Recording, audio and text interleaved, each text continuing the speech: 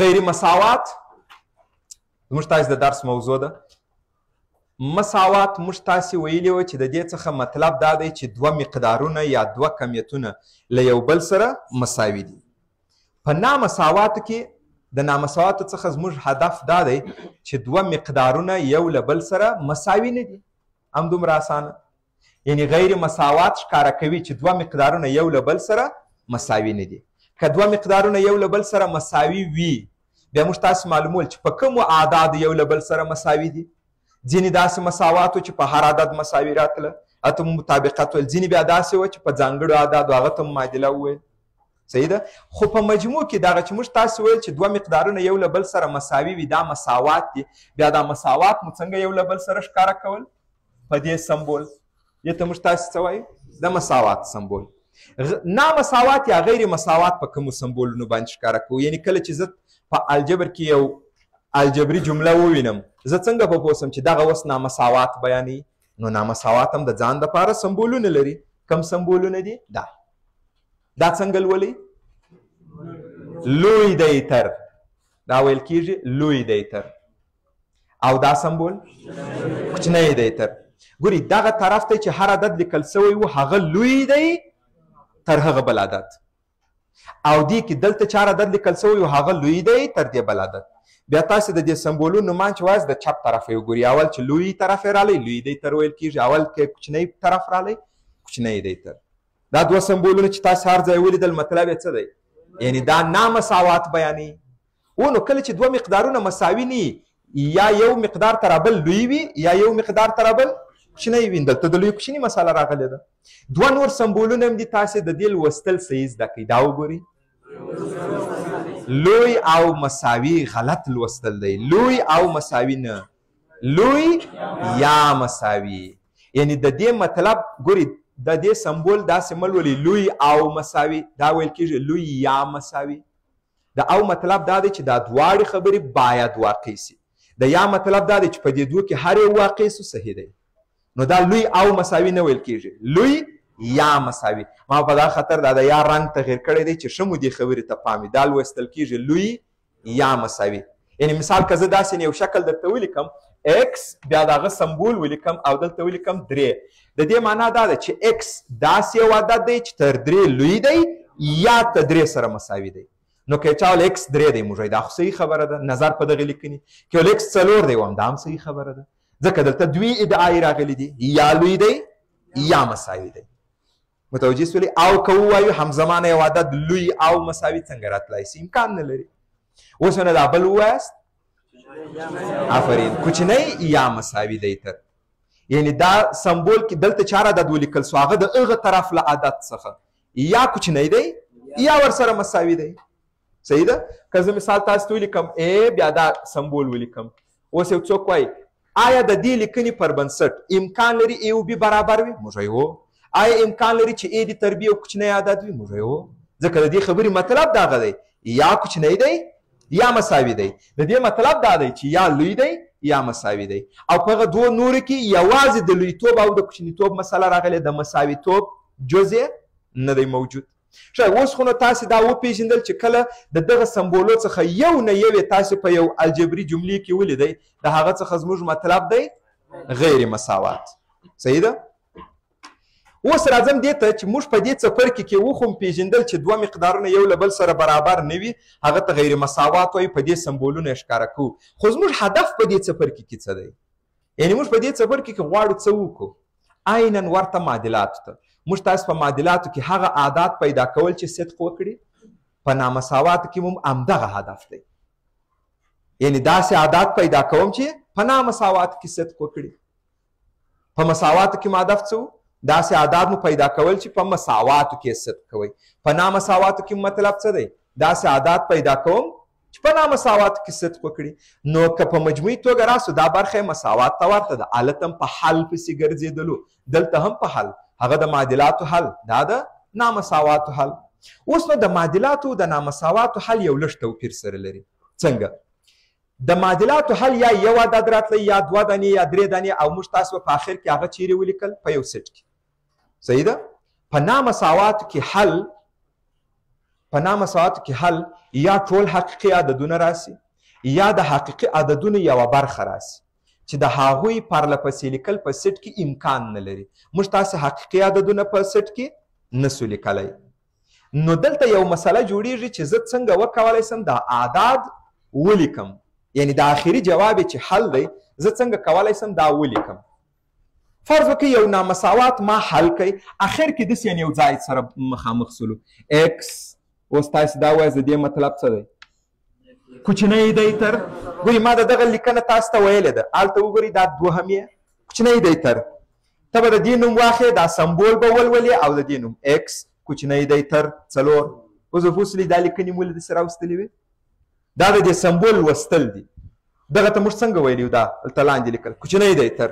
اوس هلته نوم واخله ایکس، د سمبول نوم کوچنی دی تر بل عدد 4.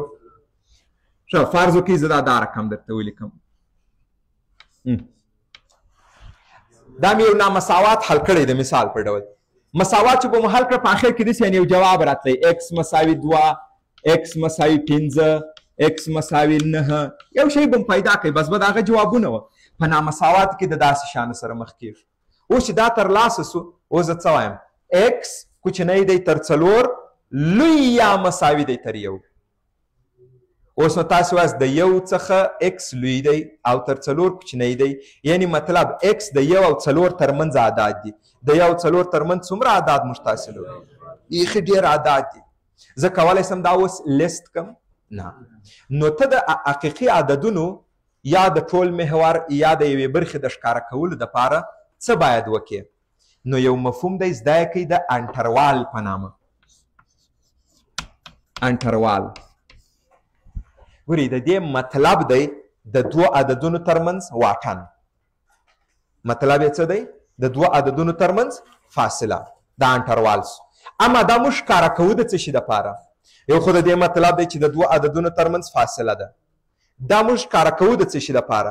هر کله چې د اعدادو پر محور یوه برخه چې د هغه اعدادو یا د هغه ټولو ټکو څخه عبارت وي. زه وغواړم دا ښکاره کړم په سیټ کې د دوی لیکل امکان نه لري، نو یو بله لیکنه ده د انټروال په نامه، زه هغه ورته کاروم. د 2 عددونو ترمنځ فاصله د انټروال. ولې دا موږ استعمالوو د څه شي دپاره؟ د مغه 2 عددونو ترمنځ چې څومره حقیقي اعداد دي د هغوی د ښکاره کولو دپاره. صحیح خبره ده؟ دا څو ډولونه لري. یو ډول یې دا رقم لیکو A B، یو دا رقم لیکو، دا منځنی قوس ورکوي. یو بیا دا رقم شکل لري، دا یو بیا دا رقم شکل لري، یو طرف یې دا منځنی قوس بل طرف یې کوچنی یا دا رقم. متوجه سولئ؟ زه به اول تاسو ته دا وایم چې ما تاسو ته دا خبره وکړه چې انټروال د اعدادو پر محور د 2 عددونو ترمنځ فاصلې ته وایي او مطلب د هغو ترمنځ اعداد دي چې څومره اعداد د هغوی په منځ کې راغلي. د اعدادو پر محور یو اصل موږ تاسو درلودی. لوی عدد ښی طرف ته لیکل کېږي، کوچنی عدد چپ طرف ته. اوس تاسو تصور وکړئ چې بي لوی عدد دی او A کوچنی عدد. زه چې دا د اعدادو پر محور ښکاره کړم، بي به دلته ولیکم او A به دلته ولیکم. ما تاسو ټول فرض وکړئ چې بي عدد تر A لوی دی. صحیح ده؟ اوس راځم انټروال څه ته وایي؟ دا نو د اعدادو محور دی. د A څخه تر B پورې څومره اعداد چې دلته دي د دې اعدادو د ښکاره کولو دپاره دا لیکنه ده په ریاضي کې چې موږ تاسو ورته وایو انټروال. نو د دې وروسته مو که د انټروال لفظ واورېدئ مطلب یې څه دی؟ یعنې د 2 حقیقي عددونو د منځ اعداد. بیا درته وایم د انټروال څخه د دې وروسته زموږ مطلب څه دی که هر کله مو اورېدئ؟ د 2 حقیقي عددونو ترمنځ اعداد. هر کله چې د 2 حقیقي عددونو ترمنځ اعداد ښکاره کوئ د انټروال لیکنه کاروئ. او د هر 2 دانو حقیقي عددونو ترمنځ بې شمېره نور اعداد پراته وي. نو هر انټروال موږ ته څومره عددونه بیانوي؟ بې شمېره. نو دی موږ ته یوازې وایي چې د دغه عدد څخه تر دغه عدده پورې د هغوی تعداد لا یتنی دی او د هغوی پرله پسې لیکل ناممکنه خبره ده. پرله پسې د هغوی لیکنه ممکنه نه ده. متوجه سولئ؟ اوس انټروالونه 3 رقمه دي. دغه ته موږ تاسو وایي تړلی. د دې انټروال نوم راځي تړلی انټروال. که دا رقم شکل رالی د دې نوم دی خلاص انټروال.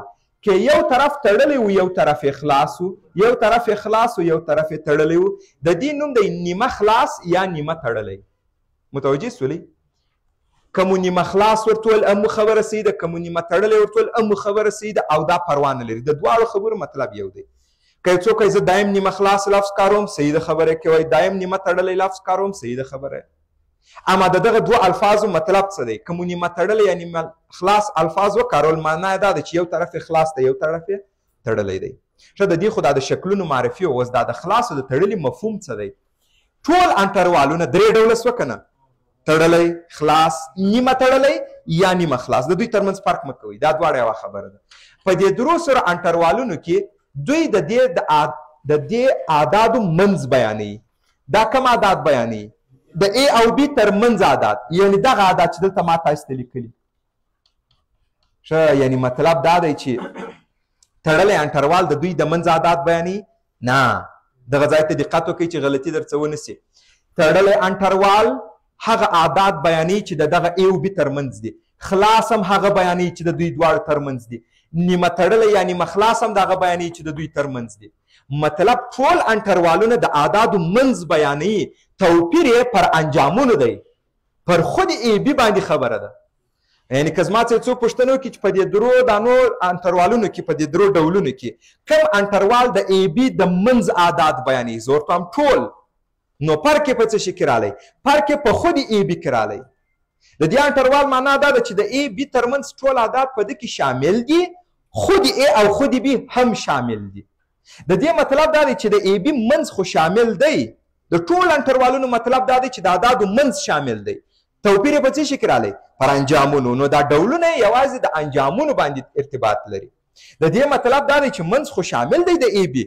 اما خود A او خود B شامل نه دي د دې مطلب دا دی چې منځ شامل دی A نه دی شامل اما B شامل دی د دې مطلب دا دی چې د A او B منځ عادات شامل دي اما A نه دی شامل په دې انټروال کې نه دی شامل او B په شامل دی او B په انټروال کې شامل نه دی اوس زه درته خلاصه کوم چې ستاسو دا خبره په ذهن کې پاته سوه که نه د دوو حقیقي عددونو ترمنځ چې څومره عدد دي که دا وغواړو ښکاره کړو په څه شي ښکاره کړو په انټروال اول بیا هغه کوچنی عدد ولیکې بیا به یې دا لوی اوس سوال دا دی چې خلاص یې ونیسم که تړلی ته وګوره که دا انجامونه دي شامل نیول نو تړلی ونیسه که دي خلاص که دي شامل نه نیول خلاص یې ونیسه که دي یو شامل نیوی یو دي نه نیوی نیمه خلاص یا نیمه تړلی د کوم انټروال مطلب دا دی چې د دوه حقیقي اعدادو ترمنځ عادات د ټولو مطلب نو توپیر په څه کې راغی د انجامونو عادات که انجامونو عادات شامل نیسم تړلی که شامل نه نیسم خلاص که یو شامل نیسم یو یې نه نیسم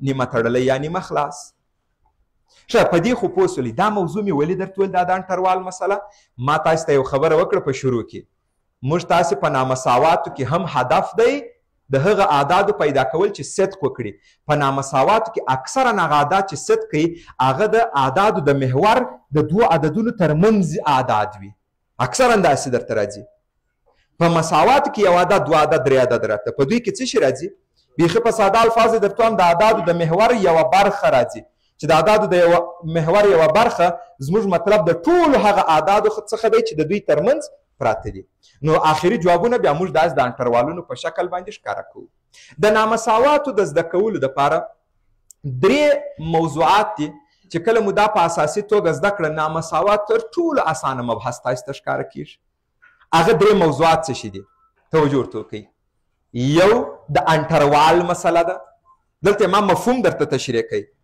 چې د اعدادو د محور د اعدادو پر محور د دوو عددونو ترمنځ اعداد په انټروال ښکاره کوو اوس په مثالو باندې بیا زه کار کوم یو د انټروال په موضوع کې باید بلد سئ یو د الجبري افادې د اشارې ټاکل څه ته وایي بیا راځو یو د غیر مساواتو ځانګړتیاوې دا درې موضوعات چې هر چا زده کړله د نامساواتو موضوع به ډېره زیاته ورته اسانه ښکاره سي اول راځم د انټروال موضوع یو اندازه مې مفهوم درته بیان کوي اوس راځم مثالونو ته که ما تاسو ته د اعدادو پر محور باندې کما تاسو د اعدادو پر محور یوه سیمه انتخاب کړله تاسو هغه په سټ کې ښکاره کولی سئ نه هغه څنګه ښکاره کوئ په انټروال کې بیا په انټروال کې څنګه ښکاره کوئ د هغه دوه عددونو د هغه دوه عددونه لیکئ یا تړلی راځي یا خلاص راځي اوس دقت ورته وکړئ دا سو د اعدادو محور د منفي لای تنۍ څخه تر مثبت لای تنۍ ګورې یو عدد مې دلته انتخاب کړی -4 یو عدد مې دلته انتخاب کړی دا دی 9 تر اوسه ما هغه سیمه چې تاسو ته ویلي په انټروال ښکاره کوي نه دی بیان کړی اوس ګورې یو برخه یادوم د -4 څخه تر 9 پورې تاسو پوهېږئ چې دا بې شمېره عددونه دي اوس زه غواړم دا ښکاره کړم په الجبري بڼه دلته خو ما رسم تاسو ته ښکاره کړی دی نه تصویر یې تاسو دلته وینئ اوس زه غواړم دا په الجبري بڼه ښکاره کړم په الجبري بڼه د دې دپاره څه شي جوړ دی انټروال اوس به یې څنګه ښکاره کوې د -4 څخه تر 9 پورې هغه چې مې ډک نیولی دی په دا رسم کې مطلب دا شامل دی دا چې مو داسې خالي نیولی دا شامل نه دی ښه مخکې تر دې چې په انټروال ښکاره کړم تاسو ماته وایاست دا په نامساواتو څنګه ښکاره کوو دقت ورته وکړئ دلته چې څومره اعداد دي زه به د دوی نوم کښېږدم x تاسې به د دغه اعدادو ځانګړتیا راته ووایاست د دې نوم ما کښېښودی x اوس نو دغه ټول عددونه د -4 شی طرف ته دي که نه نو زه څه وایم دا x لوی دی تر -4 خو دې -4 نسي راتلی ځکه ویني دا ځای خالي دی او دا ټول عددونه چې ویني دا د 9 چپ طرف ته پراته دي نو دا کوچنی دی تر 9 او هغه ځای ډک راغلی یعنی خود یې 9 هم کیدای سي دا سو د نامساواتو بڼه د نامساواتو بڼه ډېر اسان ده ټول اعدادو ته یو نوم ورکوم x بیا د دوی ځانګړتیا بیانوم ګورې دا مې درته لیکلی په دې مطلب ټول پوه سوله x اوس څه ډول یو عدد دی هغه تصویر چې ونه وینو پوهېږو x یا 9 دی یا تر 9 کوچنی دی تر کومه ځای پورې راته تر -4 اما په انټروال یې لیکنه ډېره زیاته اوس مهمه راځي څنګه ښکاره کوي په انټروال د -4 څخه تر 9 همدا خبره خو غواړم درته ووایم چې د 2 عددونو د منځ عدد په انټروال ښکاره کېږي اوس نو دا شامل نه دی خلاص دا شامل دی تړلی اوس مو زده کړه دومره خبره وه بل مثال ته وګورئ چې ښه په دې موضوع کې تمرین وکړو 2 عددونه دي 0 3 دا په انټروال ویلی سي د 0 څخه تر 3 د هر 2 عددونو ترمنځ عدد په انټروال ښکاره کېږي د 0 څخه تر 3 او انټروال باید تړلی وي ځکه 3 هم شامل دی 0 هم شامل دی مګم ګورئ ځینې وختونه یو نامساوات موږ تاسې حلوو د اعدادو پر محور 2 برخې جواب راځي ګورئ یوه برخه دا یوه برخه بیا یو بل ځای داسې راغلی اوس ما هدف دا دی چې ټول خط سوې سیمه ماته د ریاضي په ژبه باندې ولیکئ په انټروال یې ولیکئ ټول خط سوې دلته څو انټروالونه راغله د هر 2 اعدادو منځ یو انټروال د هر 2 اعدادو منځ یو انټروال دلته 2 انټروالونه راغله بیا دا 2 انټروالونه څنګه ښکاره کوي دی به جدا ووایاست د 0 څخه تر څو تر 3 تړلی هغه اوس جدا راته ووایاست فکر وکړئ دا بیخي سته نه دا جدا راته ووایاست د 9 څخه تر 12 شامل 9 نه شامل صحیح ده بیا به د دوی ترمنځ اتحاد ولیکئ اوس نو دغه شکل چې تاسې دلته وینئ د دې مطلب دا و دا دی متوجه سولې که نه هر کله چې د اعدادو پر محور 2 ټوټې درته راغلي یا 2 برخې سوې هر یوه ته جدا جدا انټروال جوړ کړئ په منځ کې د اتحاد نښه ورکړئ بل ته وګورئ فرض وکړئ دا دی د منفي لای تنۍ څخه تر مثبت لای تنۍ د 3 څخه ګورئ دلته ما عدد نه دی په نښه کړی مطلب څه شي رالی تر منفي لای تنۍ او دا 8 تر مثبت لای تنۍ اوس څو انټروالونه راله 2 دانې انټروالونه لومړی انټروال د منفي لای تنۍ څخه تر 3 شامل منفي لای تنۍ شامل که نه منفي لای تنۍ شامل نه دی صحیح ده څه معنا منفي لای تنۍ شامل نه دی اوس به یې ولیکم معنا درته وایم ښه دا انټروال رالی د منفي لای تنۍ څخه تر 3 هغه انټروال د 8 څخه تر او د 2 ترمنځ به اتحاد ولیکئ ښه تاسو توجه وکړئ چې دا منفي لای تنۍ او دا مثبت لای تنۍ دا موږ تاسې ولې شامل ونه نیوئ زه دا د لای تنۍ په هکله تاسو ته یو تعداد مسایل واضح کړم چې په راتلونکي درسونو کې مشکل سره مخ نه سو دا د لای تنۍ سمبول دی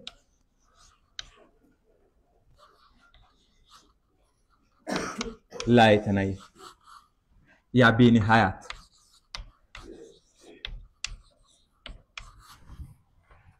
لومړی مسله د لای تنۍ په هکله د ټولو دې باید په یاد وي چې لای تنۍ عدد نه دی متوجه سولئ لای تنۍ عدد نه دی هیڅ ډول عدد نه دی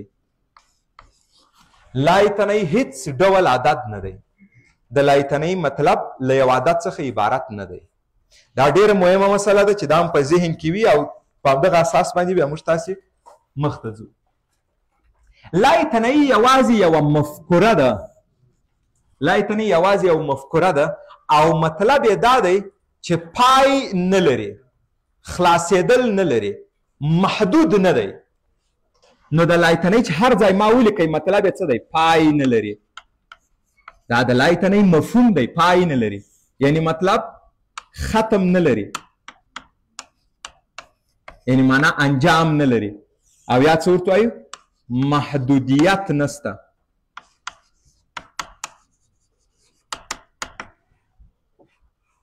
هر کله چې ما یو ځای کې درته ولیکئ لای تنهی، اوس ګورئ دلته موږ تاسو څه ویلي دي؟ له اته څخه تر لای تنهی، معنا دا ده چې له اته څخه شروع تر کم ځایه پورې تر نه خلاصېدو. آیا لای تنهی د یو ډېر لوی عدد مفهوم ورکوي؟ جواب دی نه. د ډېر لوی عدد معنا هم نه لري. لای تنهی یوازې د مطلب ورکوي، محدودیت نسته، ختم نه لري، پای نه لري، خلاصېدل نه لري. متوجه سولئ؟ لای تنهی مطلب دا دی چې موږ تاسې تر کومه ځایه پورې د اته څخه نهه ته رالو، لس ته رالو، زر ته رالو، میلیون ته رالو، میلیارد ته رالو، تر کومه ځایه ولاړ سم.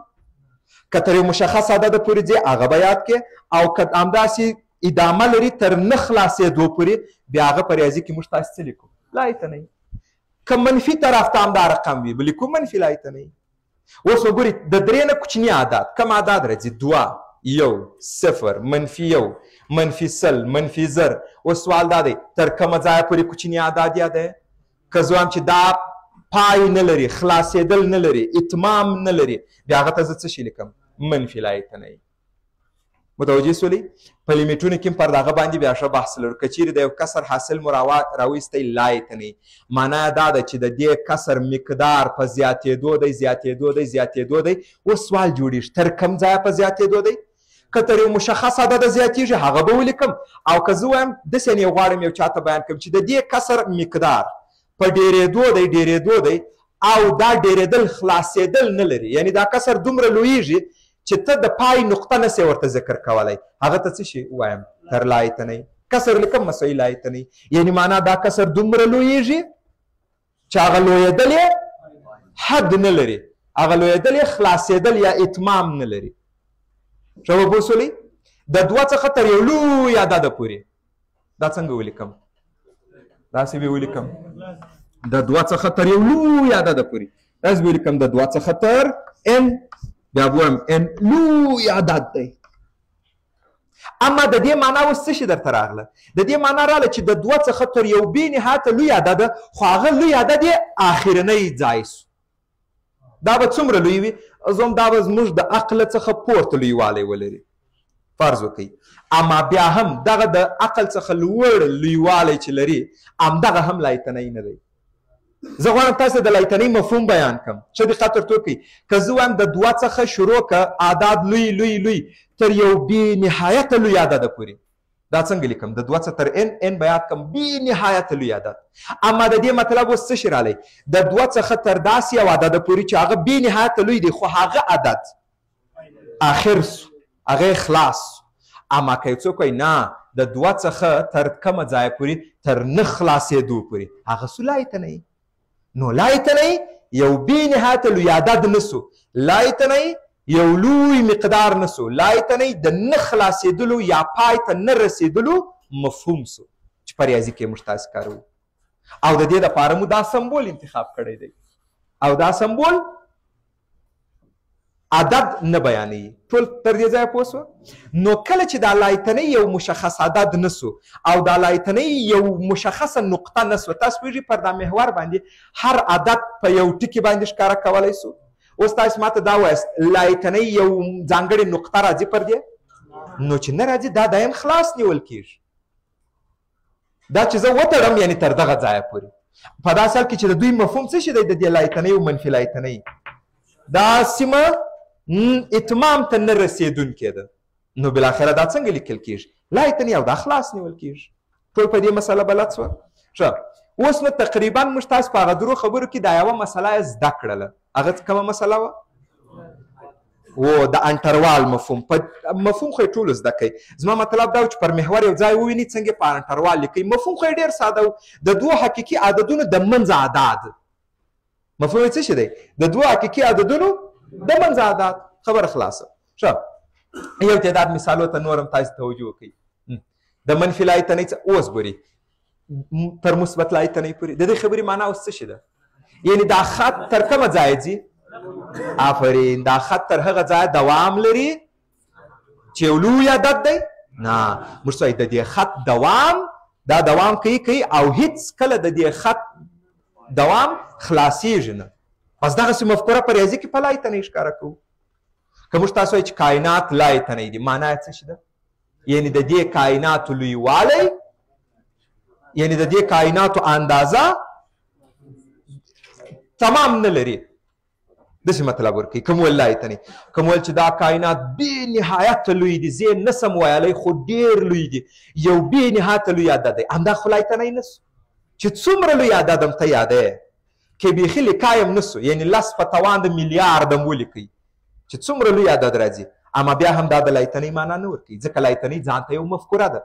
لایتنۍ نه خلاصېدل، لایتنۍ پای ته نه رسېدل. ښه نو دا طرف هم پای ته نه رسېږي، دا طرف هم پای ته نه رسېږي. صحیح ده؟ دې ته وګورئ دوه، دا هم په نښه کوي. اوس کولی شئ دا داسې په اول یې راته اوس په نامساواتو یې څنګه ولیکم؟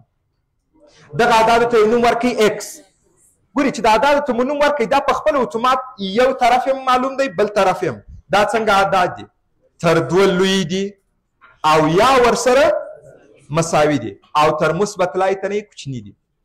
اوس نو مثبت لایتنۍ یو عدد دی چې تر د کوچني معنا یې څه شي ده؟ تر مثبت لایتنۍ کوچني دا معنا یعنې تر دوه لوی هغه عددونه، تر دوه لوی خو ډېر اعداد دي، کم عددونه نه خلاصېدل والا. مطلب داسې رالی. دا ویني په نامساوات هم درته ولیکئ. اوس وګورئ لوی دی یا ورسره برابر دی، دا سمبول مې وکاروئ. که دا ځای خالي راغلی وای بیا مې دغه مساوي والا نه ورکوئ. دا اوس وایاست په انټروال یې څنګه ولیکم؟ د دوه څخه تر مثبت لایتنۍ دوه شامل. دې ته وګورئ عین سوال درته کاروم، یوازې دا ټکی خالي نیسو. اوس د دې مطلب څه شي سو؟ عینا دغسې دی، اما خود دوه نو اوس نه دی شامل. اوس د دې مطلب باندې بلد سولئ. اوس ګورئ که چال ایکس څه ډول یو عدد دی؟ وم یا تر دوه لوی دی یا ورسره برابر دی. دلته اوس هم ایکس تر دوه لوی دی، برابر نه دی. د دې سمبولو مطلب واضح دی؟ که ما تاسو ټول مطابق د دغه نامساواتو یو حل راته ووایاست، ته څه وایې؟ ایکس پنځه. صحیح ده؟ تر دوه هر لوی عدد چې د یاد کوي پنځه. اوس دلته سوال پیدا کېږي تر دوه هر لوی عدد یاد کړم، بس دا بل طرف ګورو. که لایتنۍ و معنا څه شته؟ و هر عدد چې یادوي. او که لایتنۍ نه و بیا څه وایم؟ آفرین تر هغه عدده پورې بیا ورځم. صحیح خبره ده؟ دلته وګورئ آیا ایکس دوهم کېدای شي؟ یو حل یو حل مې درته ویلی ایکس کېدای شي دوه وي. دلته یو حل درته وایم ایکس تر دوه لوی وي. تاسو یو بل ته دقت وکړئ. دا خلاص مو ونیوئ انټروال. د خلاصو د تړلي مطلب اوس واضح کېږي درته. ټول د منځ اعداد بیانوي. توپیر په څه شي کې راځي؟ په خود انجامونو کې چې دا شامل دی که شامل نه دی. ښه دې ته بیا اوس دقت وکړئ. د منفي یو عدد منفي یو دی، دا طرف مو په نښه کړی. تر منفي یو کوچنی. اوس که تر منفي یو کوچنی څومره اعداد دي؟ ډېر دي. تر کومه ځایه پورې کوچني یادوې هېڅ اتمام ونه لري، بس نو منفي لایتنۍ. او که اتمام ولري هغه عدد به ته ذکر کړې. خبره واضح ده؟ دا مې ولې دلته لاندې مساوي والا ورکړی؟ ځکه دا شامل دی. اوس د دې معنا څه ده؟ ایکس یا منفي یو دی یا تر منفي یو کوچنی دی. صحیح خبره ده؟ شامل راغی هغه طرف. دا بل وګورئ عینا دغه سوال یوازې به دا شامل نه نیسو. د دې اوس فرق څه شی رالی؟ منفي یو نه دی شامل. اوس د دې کې یو حل یاد کړئ، یو عدد یاد کړئ چې تر منفي یو کوچنی وي او تر کومه ځایه کوچنی وي فکر مه ورباندې کوه، ځکه دا طرف یې منفي لایتنۍ راغلی. تر هر ځای چې د کم یاد کړئ مشکل نه لري. دا په نامساواتو څنګه په انټروال څنګه ولیکم؟ خلاص انټروال. دا کوم رقم انټروال و؟ نیمه خلاص یا نیمه تړلی انټروال. اوس نو په هغه درو خبرو کې د انټروال مسله موږ تاسې تکمیله کړه.